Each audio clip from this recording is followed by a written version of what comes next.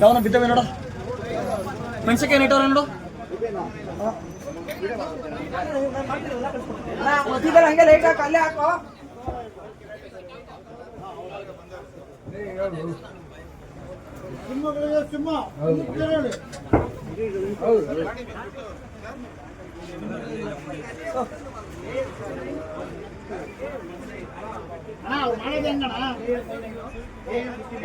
Sir ಆ ಕಡೆ ಸೈಡಲ್ಲಿ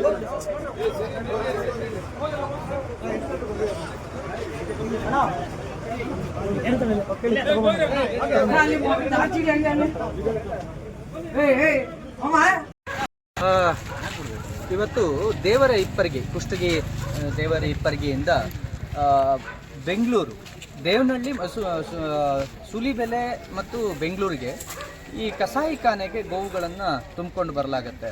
ನಾವು ಈ ಹಿಂದೆ ಅನೇಕ ಕಾರ್ಯಾಚರಣೆಗಳನ್ನು ಮಾಡಿದಾಗ ಮೊದಲು ಹೊಸಪೇಟೆ, ಚಿತ್ರದುರ್ಗ ರೂಟು, ತುಮಕೂರು ರೂಟ್ನಲ್ಲಿ, ಆಮೇಲೆ ಗೌರಿಬಿದನೂರು ರೂಟ್ನಲ್ಲಿ ಬರ್ತಾಯಿದ್ರು. ಈಗೇನಾಗಿದೆ, ನಾವು ಆ ಭಾಗಗಳಲ್ಲಿ ಎಲ್ಲ ಹಿಂದೂ ಕಾರ್ಯಕರ್ತರು ತುಂಬ ಬಿಗಿ ಮಾಡಿದ್ಲಾಗಿ ಈಗೇನು ಮಾಡ್ತಿದ್ದಾರೆ, ಈಗ ಆಂಧ್ರ ರೂಟ್ನ ತೆಗೆದುಕೊಂಡು ಇಲ್ಲಿ ಯಾರು ಕಾರ್ಯಕರ್ತರಿಲ್ಲ, ಮುಳುಬಾಗ್ಲಲ್ಲಿ ಹೇಳೋರಿಲ್ಲ ಕೇಳೋರಿಲ್ಲ ಅಂದ್ಕೊಂಡು ಮುಳುಬಾಗ್ಲು ರೂಟಲ್ಲಿ ಬರ್ತಾ ಇದ್ದಾರೆ. ಆದ್ರೆ ಹೇಳ್ತೀವಿ, ಮುಳುಬಾಗ್ಲಲ್ಲಿ ಹಿಂದೂ ಕಾರ್ಯಕರ್ತರು ತುಂಬಾ ಜಾಗೃತರಾಗಿದ್ದಾರೆ. ನೀವು ಮುಳುಬಾಗ್ಲು ರೂಟ್ನಲ್ಲಿ ಬರ್ತೀವಿ ಅಂತ ಅಂದ್ರೆ ಮುಳುಬಾಗ್ಲಲ್ಲೂ ನಮ್ಮ ಹಿಂದೂ ಕಾರ್ಯಕರ್ತರು ಇದ್ದಾರೆ. ಇಲ್ಲೂ ಕೂಡ ಹಿಂದೂ ಕಾರ್ಯಕರ್ತರು ಗಾಡಿಗಳನ್ನು ಹಿಡಿತೀವಿ. ಅಕ್ರಮವಾಗಿ ಕಸಾಯಿಖಾನೆಗಳಿಗೆ ಸಾಗಿಸ್ತಾ ಇದ್ರು. ಅಜ್ಮತ್ ಅನ್ನೋನು ಈ ಗಾಡಿ ಓನರ್ ಇದ್ದಾನೆ, ಸೈಯದ್ ಅನ್ನೋರು ಡ್ರೈವರ್ ಇದ್ದಾರೆ.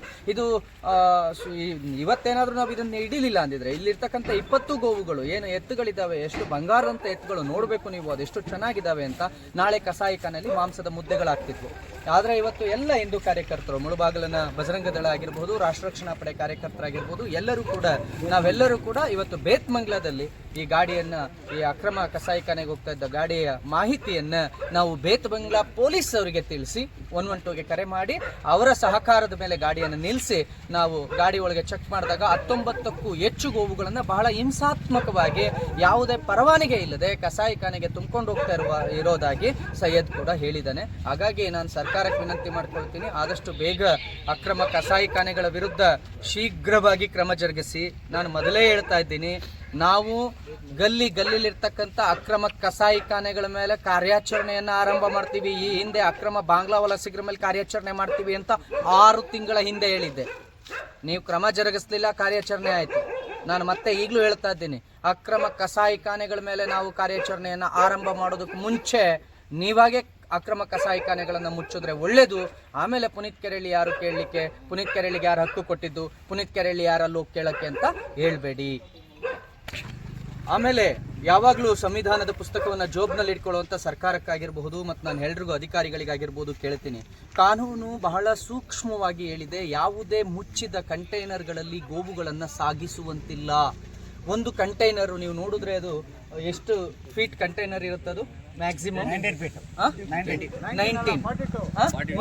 ಆ ಸಣ್ಣ ಕಂಟೈನರ್ ಒಳಗಡೆ 19 ಗೋವುಗಳನ್ನು ತುಂಬಿಕೊಂಡಿದ್ದಾರೆ ಅಂತ ಅಂದ್ರೆ ಅದೆಷ್ಟು ಕ್ರೂರವಾಗಿ ತುಂಬಿಕೊಂಡಿರ್ಬೋದು ಅನ್ನೋದನ್ನ ನೀವು ಗಮನಿಸಿ.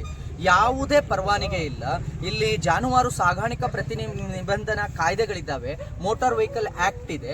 ಎಲ್ಲವನ್ನೂ ಗಾಳಿಗೆ ತೋರಿ ಒಂದು ವರ್ಗ ಸಂವಿಧಾನ ಬಾಹಿರವಾಗಿ ಕೆಲಸ ಮಾಡುತ್ತೆ ಅನ್ನೋದಾದ್ರೆ ನಾವುಗಳು ಎಲ್ಲಿದ್ದೀವಿ, ಯಾವ ದೇಶದಲ್ಲಿದ್ದೀವಿ? ಸಂವಿಧಾನ ಇಲ್ವಾ, ಕಾನೂನು ಇಲ್ವಾ?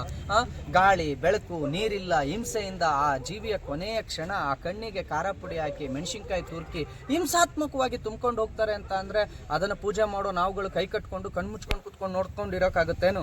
ಇದು ನಮ್ಮ ಭಾವನೆಗಳಿಗೆ ಸಂಬಂಧಿಸಿದ ವಿಚಾರ. ನಮ್ಮ ಭಾವನೆಗಳಿಗೆ ಧಕ್ಕೆ ಆದ್ರೆ ನಾವು ಅದರ ವಿರುದ್ಧ ಬೃಹತ್ ಕಾರ್ಯಾಚರಣೆಯನ್ನು ಮಾಡಬೇಕಾಗುತ್ತೆ. ಸಂವಿಧಾನಕ್ಕೆ ಗೌರವ ಕೊಡಿ, ಕಾನೂನಿಗೆ ಗೌರವ ಕೊಡಿ. ನಾವು ಕಾರ್ಯಾಚರಣೆಗೆ ಇಳಿಯೋದಕ್ಕೆ ಮುಂಚೆ ನೀವೇ ಅದನ್ನ ಬಂದ್ ಮಾಡಿ ಅಂತ ಕೇಳ್ಕೊಳ್ತೀನಿ. ಆಮೇಲೆ ನಾನು ಮತ್ತೆ ಪರಮೇಶ್ವರ್ ಅವರಿಗೆ ಹೇಳ್ತೀನಿ ಪ್ರೀತಿಯಿಂದ, ದಯವಿಟ್ಟು ಮತ್ತೆ ನೀವು ಸದನದಲ್ಲಿ ಪುನೀತ್ ಕೆರೆಳ್ಳಿ ಯಾರು ಅಂತ ಕೇಳಬೇಡಿ. ನಿಮಗೆ ನೀವು ಆತ್ಮಾವಲೋಕನವನ್ನು ಮಾಡಿಕೊಂಡು ಗೋವುಗಳ ರಕ್ಷಣೆಗೆ ಮುಂದಾಗಿ. ಯಾಕೆ ಅಂತಂದ್ರೆ ನಿಮ್ಮ ಮನೇಲೂ ಬೆಳಗ್ಗೆ ಎದ್ರೆ ಗೋವಿನ ಹಾಲು ಆಗಿರ್ಬೋದು ಅಥವಾ ಕಾನ್ಸ್ಟೇಬಲ್ ಆಗಿರ್ಬೋದು, ಪ್ರತಿ ಮನೆಗೂ ಬೇಕಾಗಿರೋದು ಗೋವಿನ ಹಾಲು. ಗೋವಿನ ಸಂರಕ್ಷಣೆ ಮಾಡಿ. ನಿಮಗೆ ಗೊತ್ತಿರಲಿ, ಸಂವಿಧಾನದ ಆರ್ಟಿಕಲ್ ನಲ್ಲಿ ಬಾಬಾ ಸಾಹೇಬ್ ಅಂಬೇಡ್ಕರ್ ಅವರು ಯಾವತ್ತು ಸಂವಿಧಾನ ಬರೆದ್ರು, ಸಂವಿಧಾನ ಬರೆದ ಮೊದಲನೇ ನೀವು ಅವತ್ತಿನ ಹೋಗಿ ಸಂವಿಧಾನವನ್ನು ಪರೀಕ್ಷೆ ಮಾಡಿ. ಅದರಲ್ಲಿ ಅವರು ತುಂಬಾ ಪರ್ಟಿಕ್ಯುಲರ್ ಆಗಿ ಬರೆದಿದ್ದಾರೆ. ನೀವು ಕ್ಲೀನಾಗಿ ಹೋಗಿ ನೋಡಿ. ಸಂವಿಧಾನದಲ್ಲಿ ಬಾಬಾ ಸಾಹೇಬ್ ಅಂಬೇಡ್ಕರ್ ಅವರು ಬರೆದಿದ್ದಾರೆ, ಉಳುವ ಎತ್ತುಗಳನ್ನು ಮತ್ತು ಹಾಲು ಕೊಡುವ ಜಾನುವಾರುಗಳನ್ನು ರಕ್ಷಣೆ ಮಾಡೋದಕ್ಕಾಗಿ, ಅದನ್ನು ವಧಿಸದಂತೆ ತಡೆಯುವುದಕ್ಕಾಗಿ ರಾಜ್ಯ ಸರ್ಕಾರಗಳು ಕಾನೂನುಗಳನ್ನು ಮಾಡಬೇಕು ಅಂತ ಹೇಳಿ ಬಾಬಾ ಸಾಹೇಬ್ ಅಂಬೇಡ್ಕರ್ ಬರೆದಿದ್ದಾರೆ. ಕನಿಷ್ಠ ನೀವು ಮಾತೆತ್ತಿದ್ರೆ ಬಾಬಾ ಸಾಹೇಬ್ ಅಂಬೇಡ್ಕರ್ ಅವರ ಹೆಸರನ್ನು ದುರ್ಬಳಕೆ ಮಾಡ್ಕೊಂತೀರಿ. ದಯವಿಟ್ಟು ಅವ್ರು ಹೇಳಿದಂತಾದರೂ ಕೂಡ ಸಂವಿಧಾನವನ್ನು ಪಾಲನೆ ಮಾಡಿ ಅಂತ ಕೇಳ್ಕೊಳ್ತೀನಿ.